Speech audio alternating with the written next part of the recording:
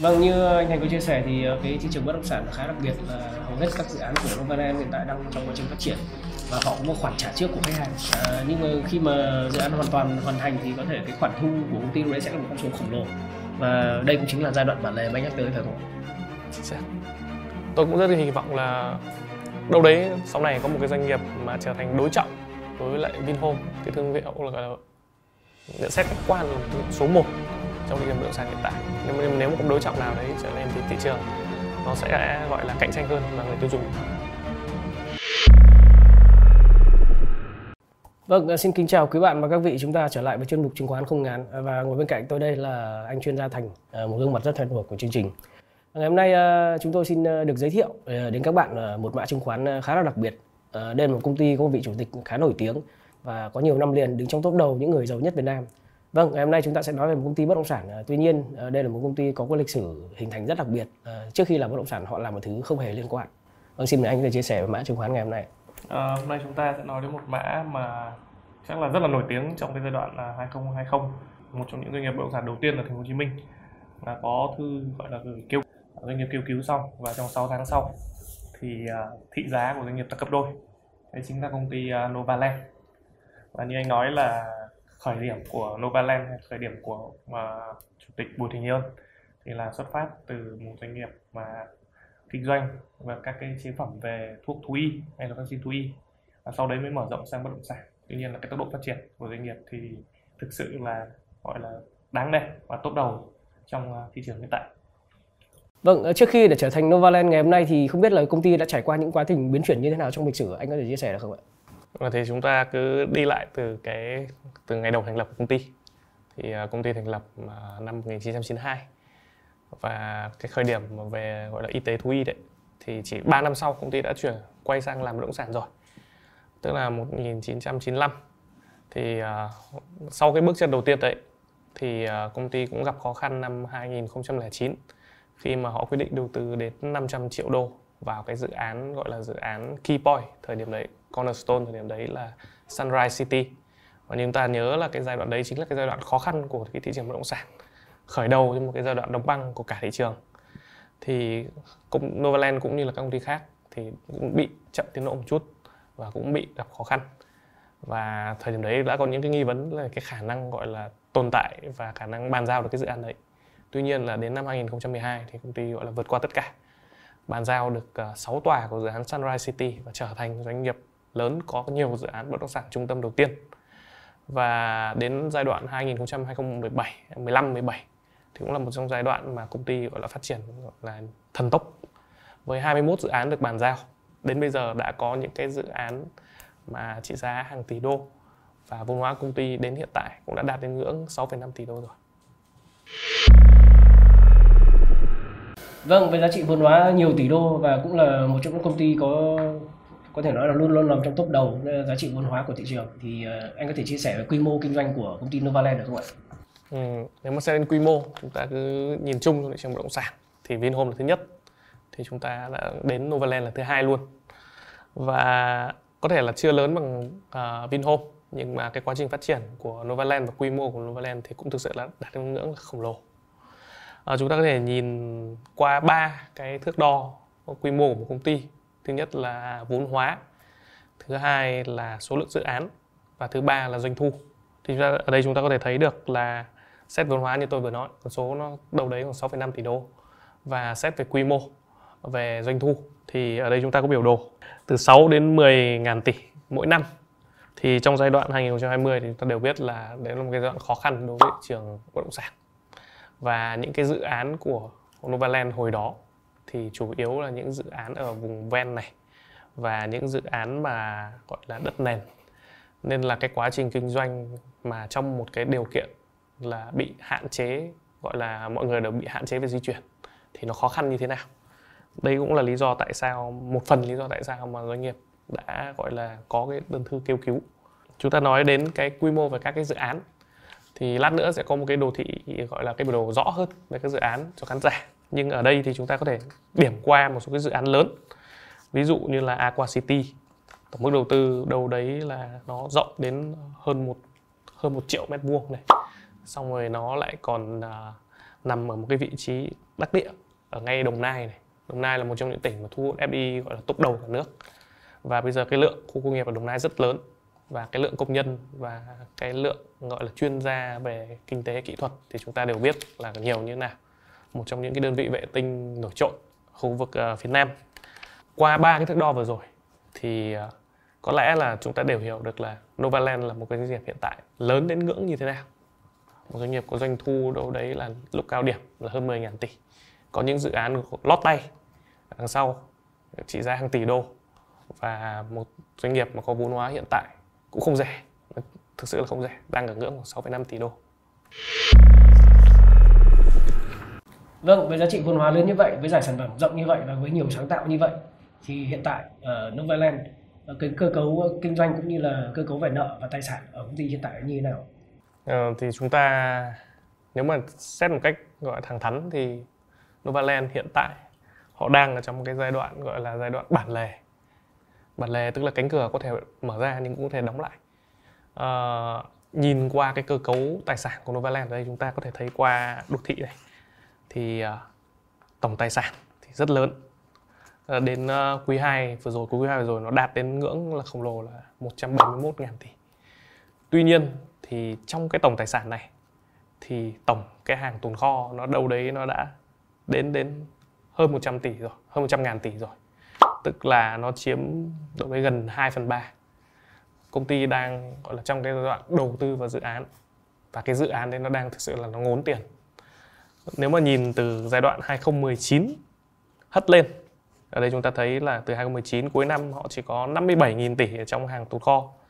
Đến năm 2020 nó đã đến 86.000 tỷ rồi. Và đến đến hiện tại là đến 103.000 tỷ. Và lượng tiền mặt của công ty thì nhận xét một cách khách quan thì cũng đã được cải thiện một chút. Từ con số là từ 11.500 tỷ đến hiện tại là cũng tăng đến 12.100 tỷ. Tức là nó thể hiện là công ty cái sức khỏe tài chính nó được hồi phục. Tuy nhiên thì cái sức khỏe tài chính này so với lại cái hàng tồn kho, cái khối hàng tồn kho khổng lồ thì nó chưa là gì cả. Nếu mà chúng ta nhìn kỹ hơn vào trong cái phần thuyết minh, cái lượng hàng tồn kho này thì cái phần đã được hoàn thành ấy, nó chỉ là 8/103, tức là đâu đấy khoảng 7%. Còn 93% còn lại thì vẫn là bất động sản đang xây dựng để bán. Tức là những cái phần đang xây dựng để bán thì tất cả những cái chi phí liên quan, kể cả chi phí lãi vay, nó cũng sẽ đều book lại, ngược lại vào trong cái giá trị của hàng tồn kho. Và anh tính là chúng ta có thể nhìn thấy là trong giai đoạn vừa rồi, như kiểu trong giai đoạn quý 3 vừa rồi, khi mà bất động sản thành phố Hồ Chí Minh họ ghi nhận là thị trường đang ở trong giai đoạn gần như là chững lại. Cả thành phố Hồ Chí Minh đâu đấy vì là giãn cách xã hội nên chỉ bán được mấy chục căn đất liền kề hay là đất nền như thế. Thì cái chi phí tài chính mà công ty phải gánh chịu trong giai đoạn cho cái 100.000 tỷ trong giai đoạn vừa rồi là một gọi là con số cũng không nhỏ, và thậm chí nó có thể ngốn được cả lợi nhuận của công ty cả quý. Đây cũng là gánh nặng lớn cho Novaland. Nó không khác gì cái giai đoạn những cái công ty bất động sản trong giai đoạn đóng băng 2009 đến 2012 cả. Nếu mà qua được thì sẽ phát triển mạnh mẽ. Và chúng ta nhìn một cái con số mà khá là quan trọng đối với lại một doanh nghiệp bất động sản là khoản trả trước của khách hàng. Thì chúng ta hiểu là một công ty bình thường thì bao giờ cũng bao giờ anh bàn giao sản phẩm cho khách hàng thì lúc đấy anh mới book được doanh thu vào. Và doanh nghiệp bất động sản như Novaland thì cũng thế. Tức là cái khoản phải trả nó càng lớn, cái khoản trả trước khách hàng nó càng lớn thì những cái quý sau khả năng anh book được doanh thu càng cao. Coi như là đây là một khoản mà khách hàng đã đặt cọc để trả tiền cho mình thôi. Thì nó như kiểu là một doanh thu chắc chắn trong tương lai vậy. Thì ở đây chúng ta thấy là cái khoản trả trước cho khách hàng thì nó tụt rất mạnh từ năm 2018 đến 2019. Và từ 2019 đến hiện tại thì khi một công ty đưa những cái dự án nghỉ dưỡng và vùng ven của mình vào thì cái khoản này nó đã tăng lên rồi. Đến hiện tại thì nó đã tăng lên đến 6.800 tỷ, tức là hơn gấp rưỡi. Nếu mà so là hơn gấp rưỡi tính về phần trăm thì cao. Nhưng mà tuy nhiên là chúng ta lại quay lại bài toán là nếu so với tổng lượng hàng tồn kho thì nó lại ở mức là đâu đấy được 6,27%. Thì con số này nếu mà tăng trưởng tốt trong cái giai đoạn quý 4 vừa tới thì nó là một dấu hiệu rất tốt cho cái quá trình phát triển của Novaland. Vì hầu hết là doanh nghiệp bất động sản thì họ bung sale rất mạnh vào cái giai đoạn cuối năm mà. Vâng, có thể nói là bất cứ doanh nghiệp nào hoạt động trong lĩnh vực bất động sản thì cũng đều phải được tài trợ vốn, và đó là những khoản nợ. Vậy thì cơ cấu nợ của Novaland có điểm gì đặc điểm đáng chú ý mà anh muốn gửi gắm đến tất cả khán giả ngày hôm nay không ạ? Tôi nghĩ là cơ cấu nợ thì cũng có nợ tốt và nợ xấu. Ở một doanh nghiệp như Novaland thì chúng ta cũng thấy là cái tầm của họ, cái tầm của một doanh nghiệp đứng thứ hai trên thị trường qua cái cơ cấu nợ này. Thứ nhất là họ có những khoản vay bằng USD, và chúng ta hiểu là vay bằng USD nó thể hiện được cái tầm về cái năng lực tín dụng. Và thứ hai là vay bằng USD thì nó rẻ. Và Novaland cũng là một doanh nghiệp mà tận dụng cái thị trường trái phiếu doanh nghiệp rất là tốt. Khoản nợ bằng USD nó chiếm đến 26% tổng nợ. Và đối với lại cấu trúc nợ thì công ty đã tận dụng được đến 45% cấu trúc nợ là bằng trái phiếu. Chúng ta có thể liên tưởng một chút đến một cái gọi là scandal bất động sản rất là lớn ở Trung Quốc gần đây là Evergrande, cũng có khoản nợ bằng USD và cũng có nhiều trái phiếu. Tuy nhiên là nếu mà nhận xét cái khách quan thì cái quy mô nợ của Novaland thì thấp hơn rất nhiều, và cái tỷ lệ đòn bẩy của Novaland cũng thấp hơn. Thì chúng ta sẽ nhớ lại là cái đòn bẩy của Evergrande là đâu đấy là 7 lần, tức là tổng tài sản trên vốn của họ gấp 7 lần. Nhưng mà của Novaland hiện tại là đang ở ngưỡng 4,2 lần. Và cái quy mô nợ của Novaland như tôi đã nói vừa rồi, nó đâu đấy nó chỉ có mấy chục nghìn tỷ, nó thấp hơn. Thì chúng ta sẽ cùng theo dõi xem cái quá trình phát triển ở trong cái giai đoạn bản lề của công ty như thế nào. Nếu mà công ty vẫn duy trì được cái mức gọi là biên lợi nhuận như trong biểu đồ, tức là nó luôn luôn ở cái ngưỡng 29% trở lên, tức là đứng chỉ sau Vinhome. Vinhome nó đâu đấy loanh quanh 40-45%.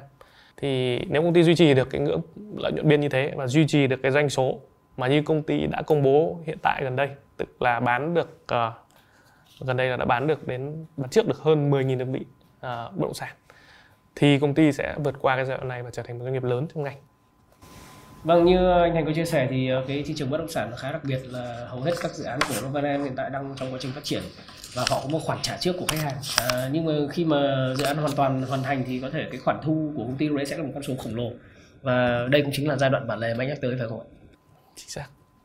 Tôi cũng rất hy vọng là đâu đấy sau này có một cái doanh nghiệp mà trở thành đối trọng đối với lại Vinhome, cái thương hiệu là nhận xét khách quan là một thương hiệu số 1 trong thị trường bất động sản hiện tại. Nhưng nếu mà có đối trọng nào đấy trở lên thì thị trường nó sẽ gọi là cạnh tranh hơn và người tiêu dùng được. Vâng, hiện tại trong danh sách tất cả những sản phẩm Novaland chưa hoàn thành, có thể hoàn thành trong thời gian ngắn, thì có những dự án nào đặc biệt gây ấn tượng cho anh và chúng ta nên chú ý đến những dự án như vậy không ạ? Tôi nghĩ là trong cái lượng gọi là sản phẩm gối đầu của công ty trong những năm tới thì 2 dự án mà chúng ta đương nhiên phải chú ý là Novaland Hồ Tràm và Nova Hồ Tràm và Nova Phan Thiết, và bao gồm cả Nova Mũi Né và những cái dự án con trong đấy, sân golf nghỉ dưỡng. Thực ra là những cái ai mà có một lần mà đi đến đi vào Phan Thiết và Bình Thuận và đi dọc theo cái con đường bao biển, một bên là đồi cát trắng, đồi cát đỏ, một bên là biển xanh, thì đều hiểu được cái quỹ đất ở cái khu vực này nó còn lớn như thế nào.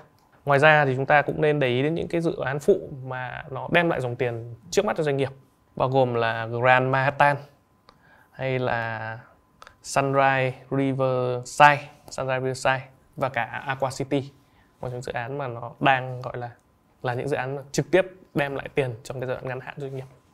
Vâng, là một doanh nghiệp trong danh mục VN30 có thể nói là công ty bất động sản lớn thứ nhì Việt Nam. Đấy có rất nhiều dự án sản phẩm đang trong quá trình gấp rút hoàn thành.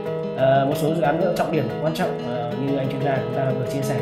Ngoài ra công ty đang ở một ngưỡng rất quan trọng. Đây là một những năm bản lề và chúng ta sẽ cần thiết xem xét trong những năm tới Novaland có thể làm gì qua giai đoạn này để hóa dòng thành công. Vâng, xin kính chào quý bạn và các vị. Rất mong gặp lại các bạn trong những chương trình lần sau.